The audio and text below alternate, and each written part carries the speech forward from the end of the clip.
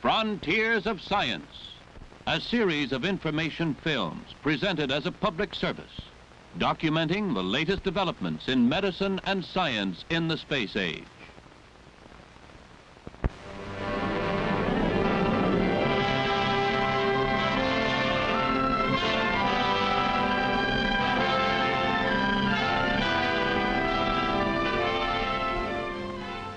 The future can be found in many places.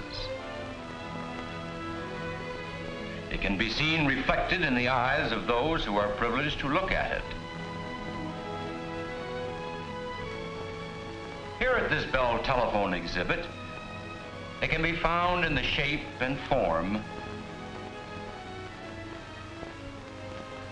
and made from the metal and the wire, the time and the effort of those who are privileged to create it. Now I'd like to show you what our recent development, the transistor, may do for future telephone service.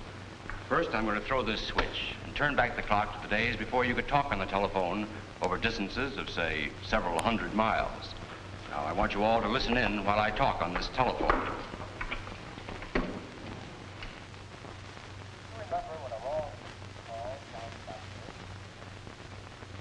Well, I don't think any of you could really understand what I was saying, but let's throw another switch and start coming back to the present. Now you can hear me clearly over a line that represents the same distance. That's because we now use repeater units containing sound amplifying vacuum tubes to give your voice a boost as it goes across country. Tomorrow we'll still be hearing as well as previously. But look how small this repeater unit is. This smaller, easier to make amplifier was made possible by developing the transistor, a tiny piece of sound amplifying equipment that requires no warm-up time and has an almost indefinite lifespan. Our research people are hard at work finding out what else it may be able to do, where else we may be able to put it to use. This is a business that has always dealt in the future. That's the way Alexander Graham Bell thought of it when the business was started back in 1876. I was in some haste to invent the telephone, but it has urgent work to do. Talks, sings, and makes you laugh. Quite an abundant work. In my view of the future, the novelty will wear off. The instrument will be behind. It will grow light, convenient, and familiar to every hand. A common tool within the means of every factory, business, every home. And connected to a central switching office which can connect any two subscribers in a matter of seconds. And then I see its lines and poles marching thousands of miles, connecting the head office of every city in the land to the head office of every other city. And then I see, perhaps in the next century, the tiniest, farthest hamlet woven into the wire fabric. Telephone people must always be looking ahead.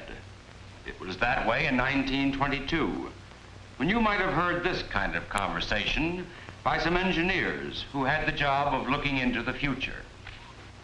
Say, Charlie, got a minute? Sure. What's on your mind? Take a look at this chart. What do you make of it? Well, if we keep on adding customers as we have in the past, and if our customers continue to place more and more calls, with the manual equipment we have in now... We won't be able to give the kind of service our customers expect from us. I'll make you a little bet that never happens. Oh, what's the answer? You know, that's a question telephone people have been asking themselves for years now. And finding the answer in a type of telephone service that switched calls automatically.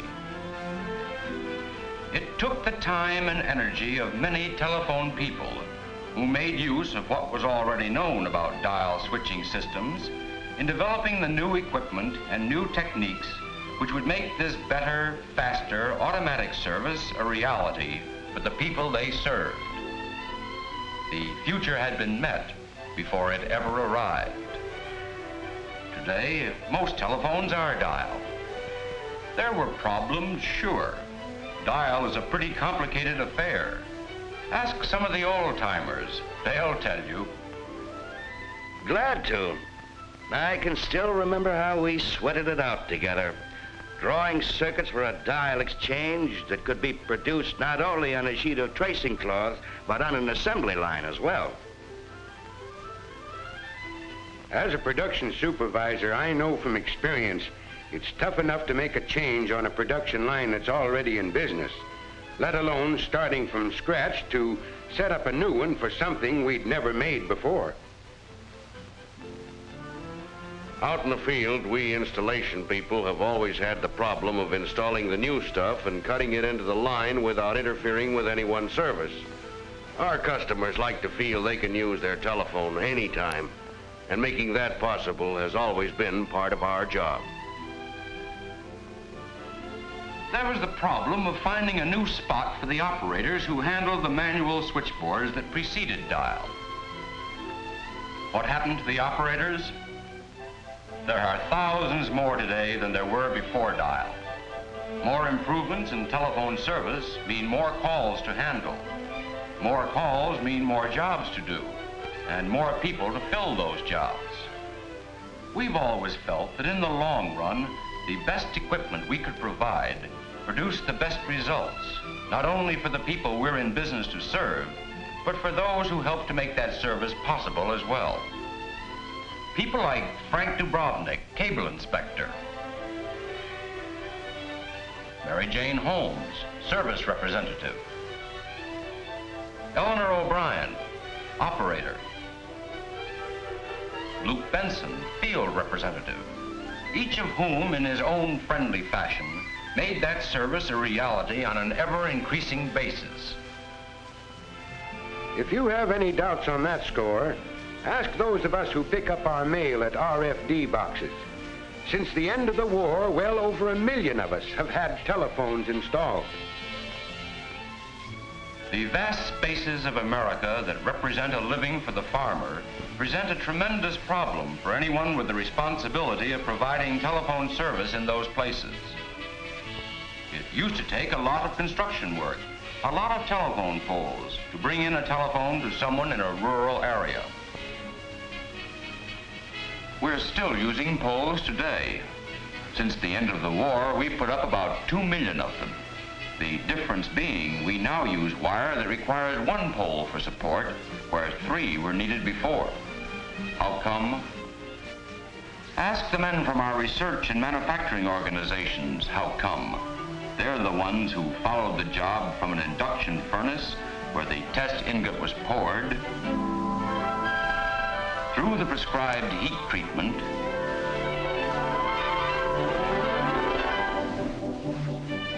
to the making of the test wire, that in time became a red-hot snake of slithering steel racing through a Western Electric wire mill, and eventually turned into the extra-strength telephone line that crosses Dave Baker's pasture. New wires, speedy, power-driven augers that burrow out of the earth a place to set a telephone pole, sharp-tongued wire plows that bite into the ground as if they really enjoyed it and lay special rubber-covered wire, as well as a new way of using power lines as telephone pathways, have stretched the long arm of friendly telephone service to many a friendly farmhouse door. Besides serving as a path for telephone wire and acting as a highway for the newest transcontinental airplanes that fly so high they cannot be seen, only heard, the air above the earth serves as a highway for something else that can be heard but not seen.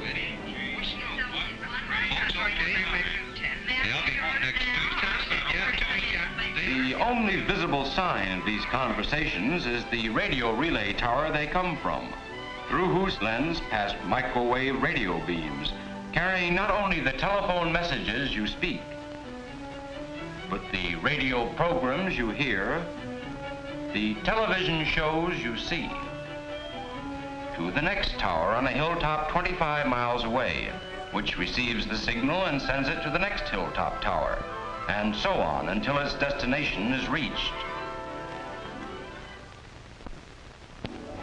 Another communications highway of the present and the future is to be found in coaxial cable. The basic coaxial cable can handle 1,800 telephone conversations at one time, and that's a lot of telephone service. Not to forget television programs, teletypewriter news services, and radio programs. Coaxial cable like this has already crisscrossed the country, pushed past some of our last frontiers, guided by a 20th century type of pioneer who swapped his covered wagon and team of oxen for a diesel-powered cable plow and left in his wake not a wagon trail, but a network of electronic highways.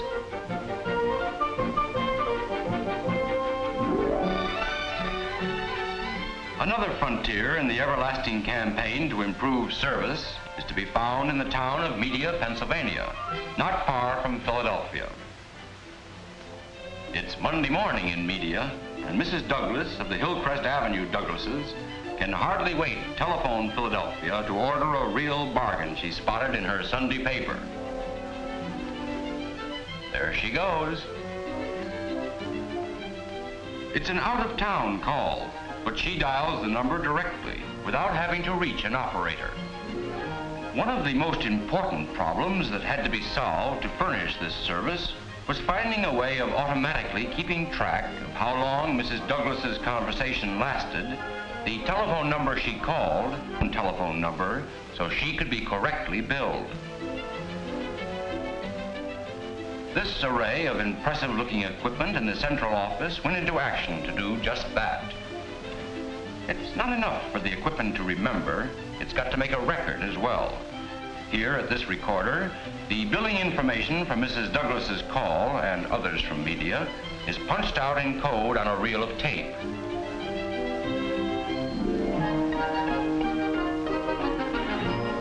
At an accounting center in Philadelphia, the information is processed by machines which have had such brains and skill in them that they can translate the coded perforations into a record. Efficient as this equipment is, it's but an early step in the development of an automatic message accounting system. In the laboratories, the men who develop new equipment and the men who will have to build it are always at work, not only improving what has been developed, but creating new things as well. Like the latest crossbar switching system, whose automatic switching of telephone calls has made possible operator toll dialing. However, it's one thing for highly skilled scientists, technicians to develop our equipment in the laboratories, and quite another to mass produce it on a production line. What goes into it? Where do we get it? How much does it cost? What are the conditions under which it must be handled? What tools will be required for its assembly? What production procedures will be followed? What skills will be required by people employed in this operation? What training will they need in addition to their previous experience? Is adequate test equipment available? What rate of production is indicated by the specifications? In this case, as in all cases, the combination of Western Electric working with the Bell Laboratories on crossbar switching equipment from the very beginning made it possible for those questions to be answered before they were ever asked, and paved the way for operator toll dialing, a new technique in telephone service that makes it possible for operators to dial long-distance calls directly without going through other operators along the way or at the distant place. That's quite an improvement in long-distance service when you consider that in 1927, if you wanted to make a long-distance call, you picked up your telephone and then something like this took place. Number, please. May I have long distance? One moment, please. This is long distance. I want to call Chicago. The number is Wabash, 2098. Thank you. We will call you when ready with Chicago. The long-distance operator passed the call on to a line operator, who found an available line to Chicago, and over it reached an operator at the incoming switchboard for Chicago long-distance calls. Chicago? Wabash 2098. The Chicago operator put the call through to the Wabash Central Office. Wabash? 2098. And finally, the operator was able to ring your party.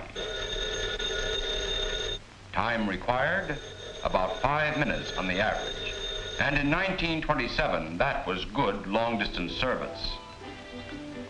Today, in many places, with many more on the way, you give your long-distance operator the number, and she calls into action the crossbar dial switching system, which sets in motion the corresponding equipment in Chicago.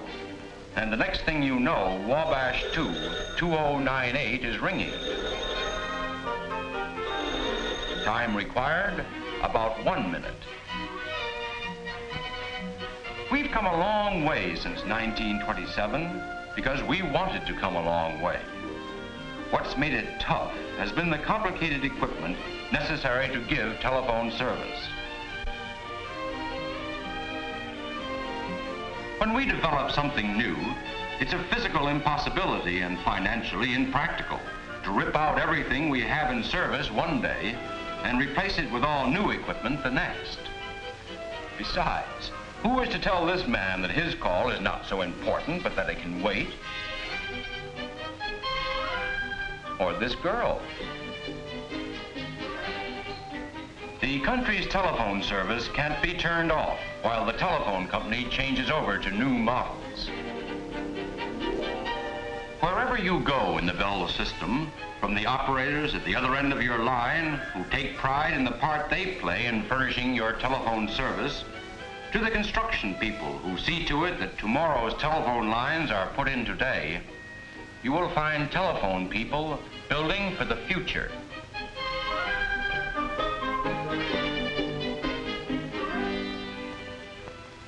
The future of the telephone business is bright and rich with promise for the millions of telephone users like yourselves, whose quick acceptance and ready use of each improvement in telephone service has helped make possible an endless chain of accomplishments.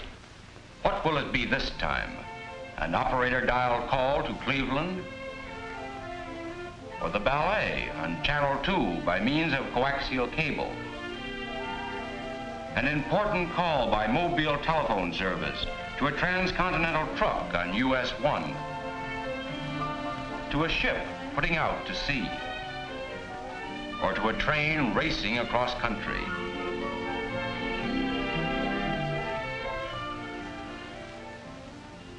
It has been the faith of the American people who have invested their savings in the Bell system in the present, as well as the desire of telephone men and women everywhere to keep on furnishing more and better telephone service in the future, that makes this story a story without end.